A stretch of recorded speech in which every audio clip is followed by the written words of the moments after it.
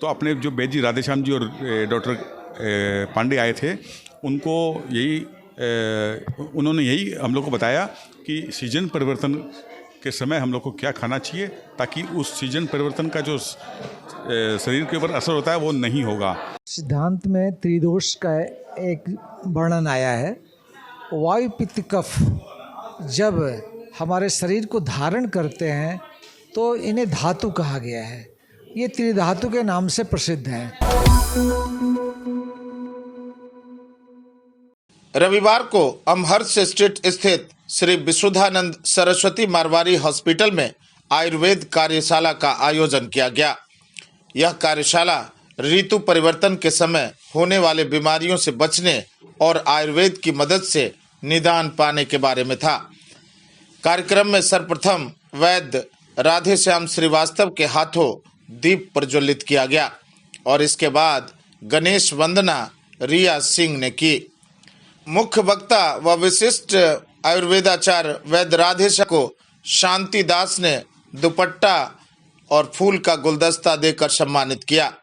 इसके अलावा मंच पर उपस्थित सभी लोगों को दुपट्टा व गुलदस्ता देकर सम्मानित किया गया।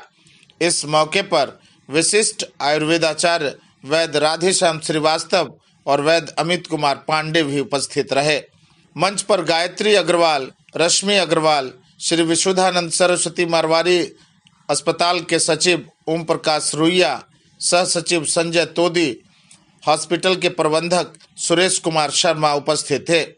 इसके अलावा हॉस्पिटल कमेटी के मेंबर पवन जालान, डॉक्टर ब्रिजवासी, डॉक्टर दबे, राजकुमार मिश्रा आदि की भी गरिमामय उपस्थिति रही।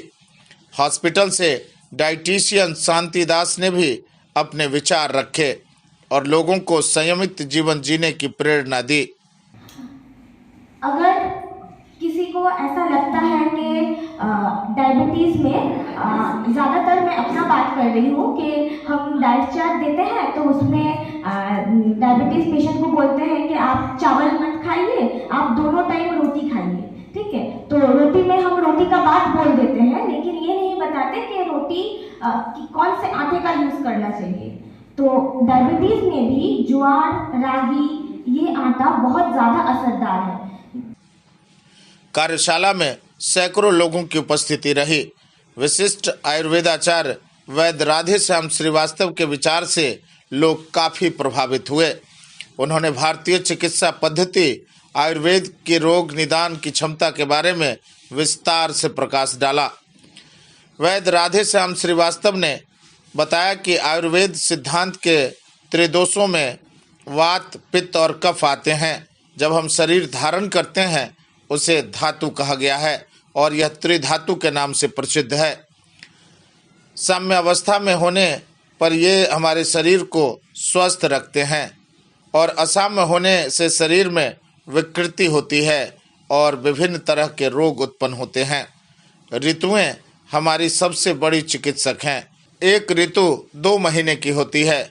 एक ऋतु में संचय होता है और दूसरी ऋतु में उसका प्रकोप होता है और तीसरी ऋतु में इसका शमन अपने आप हो जाता है। यही चिकित्सा का धर्म है। अतः हमें ध्यान देना होगा कि ऋतु के अनुसार अपनी दिनचर्या रखें। उन्होंने कहा कि आयुर्वेद एक लाइफ स्टाइल है। आयुर्वेद हमारी पहचान है, आयुर्वेद हमारी विरासत है और इस पर हमें विश्वास और गर्व करना होगा। आज भी समाज आयुर्वेद से ही बड़ी आशा रखता है। सिद्धांत में त्रिदोष का एक वर्णन आया है। वायु पित्त कफ जब हमारे शरीर को धारण करते हैं तो इन्हें धातु कहा गया है। ये त्रिधातु के नाम से प्रसिद्ध हैं और जब ये साम्यावस्था में होते हैं तभी धारण करते हैं हमारे शरीर को। लेकिन जब इनमें असमानता होती है और साम्यता होती है तो ये शरीर में रोग की विकृति करते हैं, विकृति करके रोग का उत्पन्न करते हैं और इन रोगों के अनुसार वातादि दोषों से विकृति होकर के उन तरह के ही रोग उत्पन्न होते हैं हमारे शरीर में, विभिन्न तरह के। अतः इनको जो है उसी हिसाब से हम बढ़े हुए दोष को कम करके और कम हुए दोष को बढ़ा करके वृद्धि करके हम शरीर में साम्यावस्था को लाते हैं, तो रोगों से हम निवृत्ति पाते हैं। अब इसी में जो है ऋतुओं के अनुसार चय, प्रकोप और समन तीनों क्रियाएं होती हैं। तो ये एक ऋतु 2-2 महीने की होती है। दोनों 2-2 महीने की ऋतु के अनुसार, तो एक ऋतु में संचय होता है, दूसरे ऋतु में उसका प्रकोप होता है, तीसरे ऋतु में इसका समन अपने आप होता है। तो यही भी एक चिकित्सा का धर्म है। सुरेश शर्मा ने इस अवसर पर कहा कि श्री विशुद्धानंद सरस्वती मारवाड़ी अस्पताल के अंदर जैसे एलोपैथी हॉस्पिटल है, उसी तरह से एक आयुर्वेदिक डिवीजन भी अलग से है। आयुर्वेदिक डिवीजन करीब 104 साल से चल रहा है। आयुर्वेदिक रसायनशाला के अंदर वैद्य बैठते हैं और इसके अंदर विभिन्न तरह की घरेलू दवाई बनाई जाती है।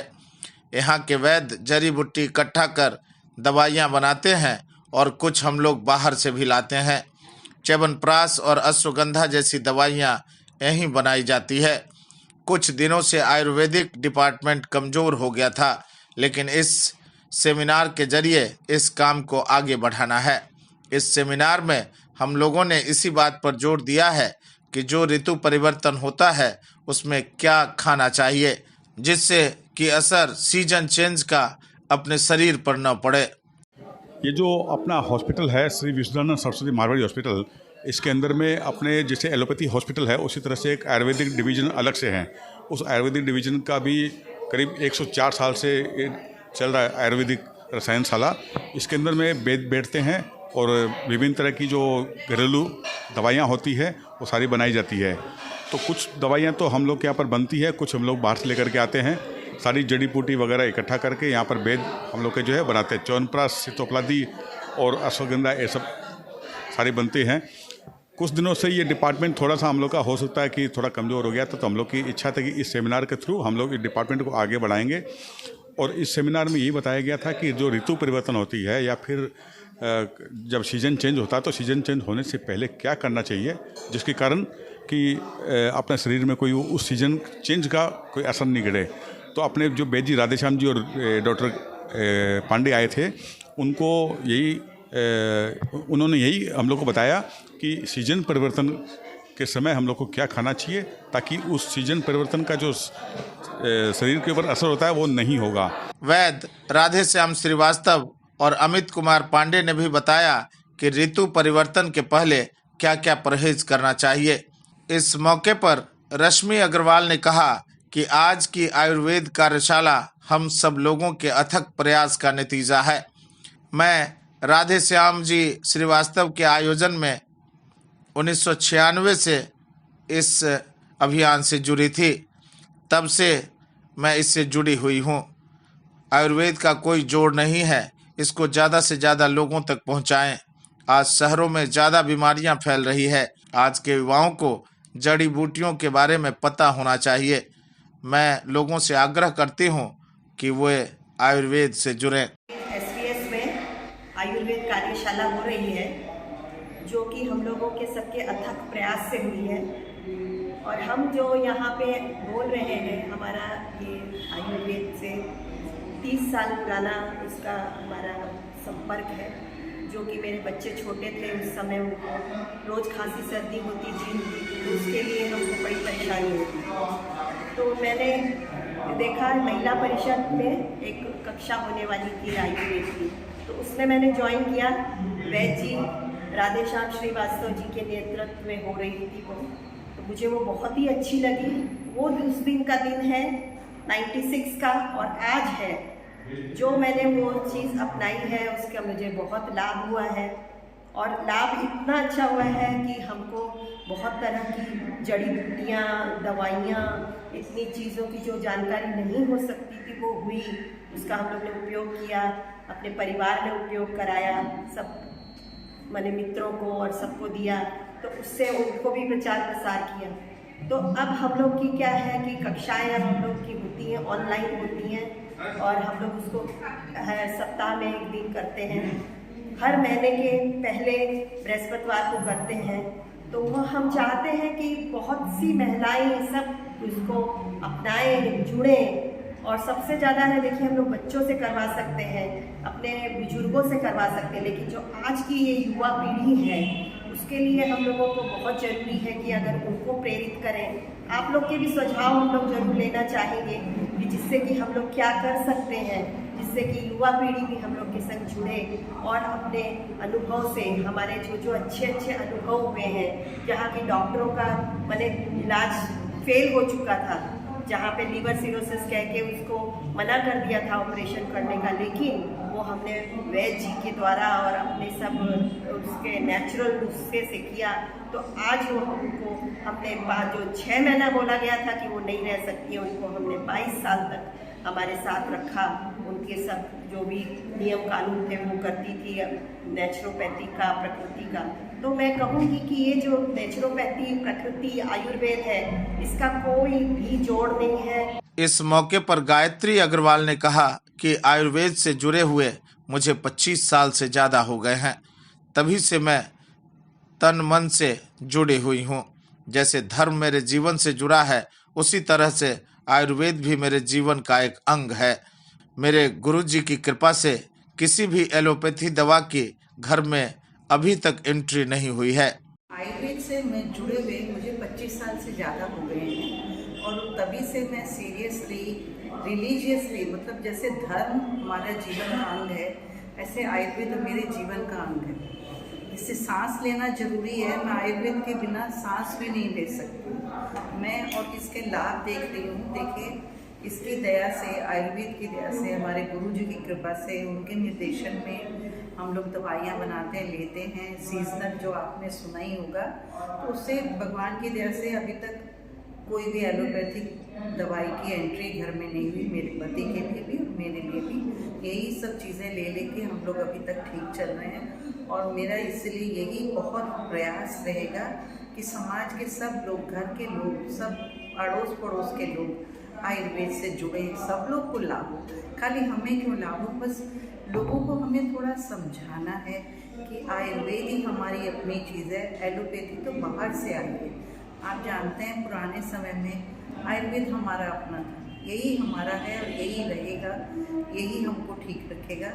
एलोपैथिक जो है वो रोग को दबा देता है, जबकि आयुर्वेद रोग की जड़ को निकाल के ख़त्म कर देता है। ये बहुत बड़ा अंतर है। आयुर्वेद कहता है कि आप सब स्वस्थ रहें, और एलोपैथी के बस एंटीबायोटिक कोर्स करा देते हैं, ठीक है कर लीजिए, सर्जरी हो जाती है, यही सब इसमें होता है। और हमारे आयुर्वेद में सीजनल चीज़ें चलती हैं। नेचर और आयुर्वेद जो है एक दूसरे के पूरक हैं। जैसे नेचर हमें संकेत देती है कि अब ये फल आ रहा है, अब ये खाओ। और सबसे बड़ी बात है, जो जिस सीज़न में, जो जैसे बारिश में अमरूद आता है, जामुन आता है, तो हमें वही फल खाने चाहिए। वो नेचर दे रही है, वो सबसे बड़ी डॉक्टर है हमारी। वैद्य अमित कुमार पांडे ने कहा कि आज की कार्यशाला ऋतु परिवर्तन को लेकर थी। जैसे ठंड के प्रभाव से सर्दी, खांसी, गला खराश, निमोनिया, अस्थमा पहले से बढ़ जाता है, सांस की तकलीफ बढ़ जाती है। ऐसे पदार्थ का सेवन करना होगा जिससे कब्ज ना बने। खट्टा नहीं खाना, तेल मसाले कम करना और ठंडी चीज़ों से बचना और गुनगुने पानी से नहाना होगा। अक्सर क्या होता है कि जब ऋतु का परिवर्तन होता है तो हमारे शरीर में जो त्रिदोष है, वात पित्त कफ, जिसको आयुर्वेद में त्रिदोष को वात पित्त कफ बोलते हैं, उसमें भी परिवर्तन होता है। तो परिवर्तन होने के साथ ही विभिन्न प्रकार की बीमारियां जो उससे रिलेटेड होती है वो आती है।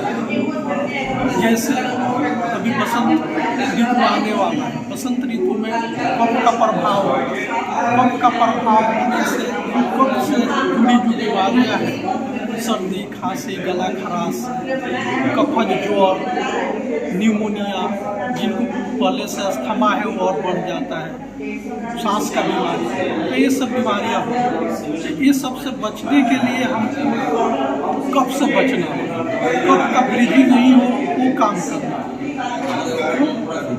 वैसे पदार्थ का सेवन करना होगा जिससे कफ नहीं बढ़े। मैंने हमको ठंडा चीज नहीं खाना होगा, खट्टा चीज़ नहीं खाना होगा, तेल मसाले कम खाने होंगे और गुनगुना पानी से स्नान करना होगा। युवा शक्ति के लिए अमित कुमार की एक खास रिपोर्ट। अपने इलाके की खबरों को जानने के लिए युवा शक्ति चैनल को सब्सक्राइब करें।